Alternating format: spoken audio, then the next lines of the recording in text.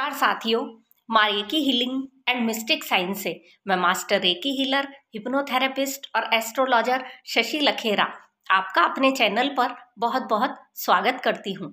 साथियों, सभी दर्शकों को धन्यवाद करती हूँ जो लोग मेरा वीडियो निरंतर देखते हैं। साथियों, आज हम बात करेंगे नवरात्रियों में हम ऐसे कौन से उपाय करें जिनसे हम अलग अलग प्रकार की हमारी जो भी परेशानियां हैं उनसे हम मुक्ति पा सकें। तो साथियों, जो नवरात्रि का समय होता है ये 9 दिन ऐसे समय के होते हैं जब वातावरण की ऊर्जा बहुत ज़्यादा हाई फ्रीक्वेंसी में होती है।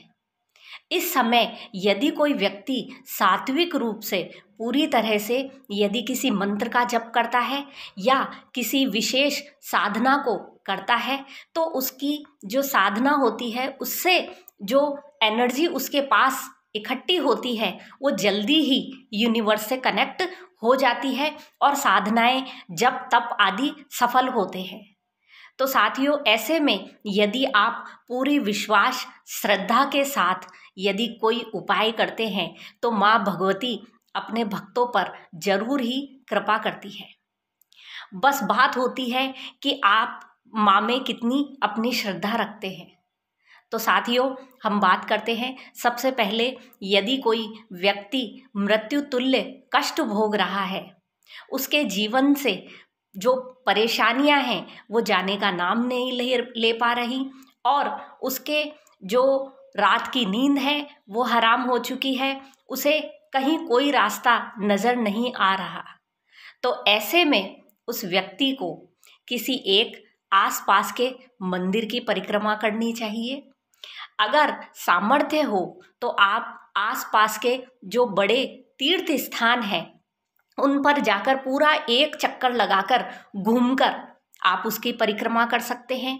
और यदि आप सक्षम हैं तो आपको एक बार गोवर्धन की परिक्रमा करनी चाहिए।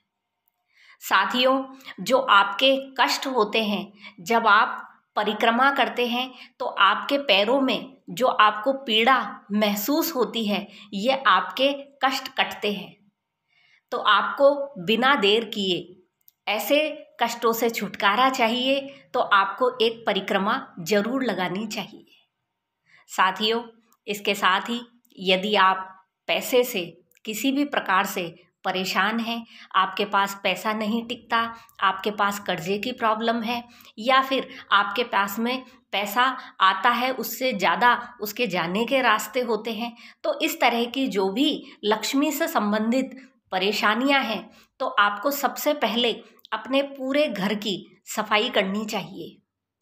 आपको कल अमावस के दिन पूरे घर की सफाई करनी चाहिए और जो भी चीज़ें जो आपके कम से कम 1 साल से काम में नहीं आई उनको बाहर कर देना है। अब साथियों, आप अपने घर की सफाई कीजिए और साथ ही साथ खुद को भी व्यवस्थित तरीके से रखिए। आपके पास कोई मायने नहीं कि महंगे कपड़े होने चाहिए, बस कपड़े साफ और स्वच्छ होने चाहिए। आप अपने शरीर की शुद्धि रखिए, आप अपने हाइजीन का ध्यान रखिए, आप खुद को व्यवस्थित तरीके से रखिए, आप पूरी तरह से बाल बनाकर रहिए, नाखून वगैरह काट कर रखिए।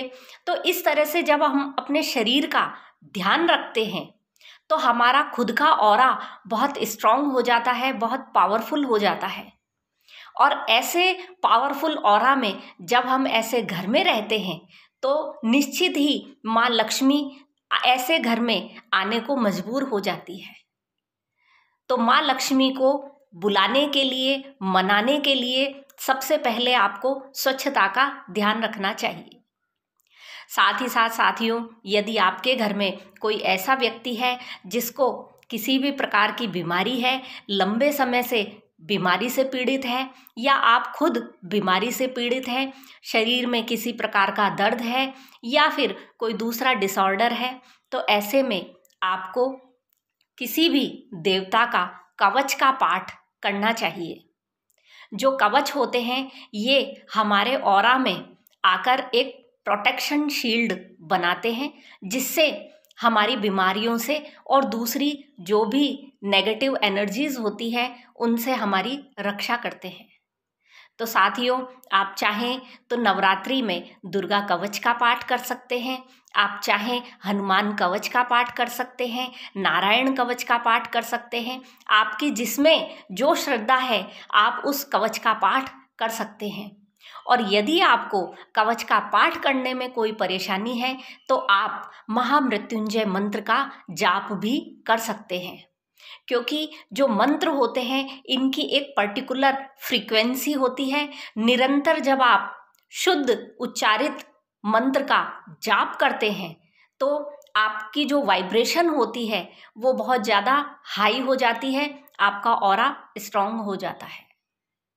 साथियों, यदि आपके पास में कोई ऐसी प्रॉपर्टी है जिसका लंबे समय से कोई प्रॉब्लम चल रही है और उसका कोई सॉल्यूशन नहीं मिल रहा, प्रॉपर्टी बिक नहीं रही या प्रॉपर्टी आप खरीद नहीं पा रहे, तो ऐसे में आपको चाहिए कि एक मिट्टी का बड़ा दिया आपको लेना है और उसमें 4 मुंह वाली रुई की बाती लगा देनी है। अब साथियों, आप इस 4 मुंह वाली बाती के दिए में सरसों का तेल भरिए और अपनी कामना बता दीजिए कि मुझे इस प्रॉपर्टी के ये दाम मिल जाए जिससे कि मैं इसे बेच सकूं, और या फिर मैं इस प्रॉपर्टी को इतने दाम में खरीद सकूं। ऐसा करके आप दिया जलाइए और अपनी मनोकामना वहीं कहकर आप उस दिए को छोड़ आइए।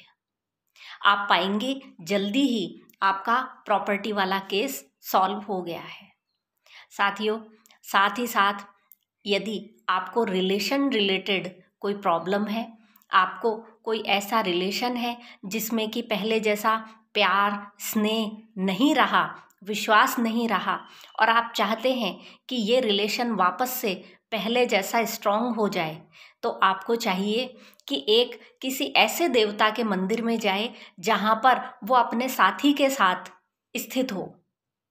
आप चाहें तो लक्ष्मी नारायण मंदिर जा सकते हैं, सीताराम जी के मंदिर जा सकते हैं, राधा कृष्ण के मंदिर जा सकते हैं, और ऐसे मंदिर में जाकर आपको एक बांसुरी लेनी है।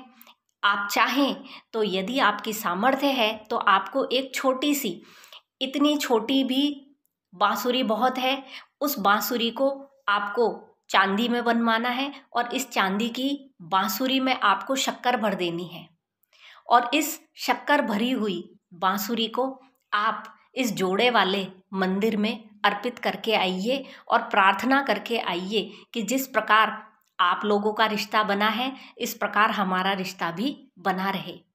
यदि आप श्रद्धापूर्वक इस उपाय को करते हैं, आप पाएंगे आपका और आपके साथी के बीच का प्यार वापस से वैसा का वैसा ही हो गया है। साथियों, ये जितने भी मैंने आपको उपाय बताए, आप जितनी श्रद्धा के साथ इन्हें करेंगे तो निश्चित ही आप अपनी परेशानियों से मुक्ति पाएंगे। धन्यवाद।